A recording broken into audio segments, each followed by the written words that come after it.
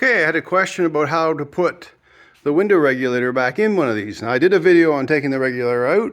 All right, so I have my window in the full up position and I haven't changed the motor and the regulator arms position any. You may have to adjust that. Get the regulator in and then adjust the motor by putting power on it up and down to align these holes, but we'll get to that in a second. Hopefully that camera is in a good spot inside the door. Anyway, I have it in there right now, so we'll just do a quick pull back out again. So release the lower, if you can see that, release this lower one. There will be a roller in there, and I don't have it in my hand right now, but we'll show you, just in case everybody forgot.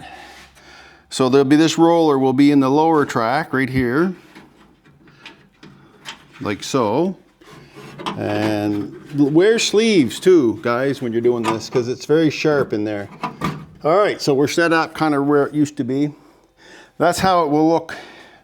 The pin will be all the way in, and there'll be a clip on it. So you remove the clip on this roller, use a tool or something to pull this out with. The roller will fall down on the ground roughly, and then you can lower that. So now you've pulled your top two blue rollers back. So now let's put it back in. So one hand over here on the motor, and I'm looking down through the window crack, and I'm trying to get the back roller on the track. And now this is all a lot of done by feel. So you get this on the track, pop it in a little bit. Now this one is movable because there's no, it's not in the spot yet. So then it's not in the lower roller yet. So you have control over this one. So if you can see that, so you line it up with the forward track in the grooves, if you can see that or not, in the groove of the roller, not where the pin is, on the groove of the roller. Right there. You can see that groove? All right, put it on there. And it may be a little tight. I'll just slide it forward, like so. Like that. You can let go of it all now because it's supported by the two upper rollers. So I'll just hang on to the blue one for now, or the lower roller, sorry. And I'm gonna grab a bolt. So this is where, if you're doing it and you've changed the position of the regulator any because you had to do repairs or whatever the reason. Obviously you're taking it apart for a reason. Make sure this arm still has room to move in there. It doesn't get caught underneath or you'll be taking that off. So then when you get your rollers in the top one, you can find the hole. Now, like I said, mine is still in the upward position. I didn't change anything.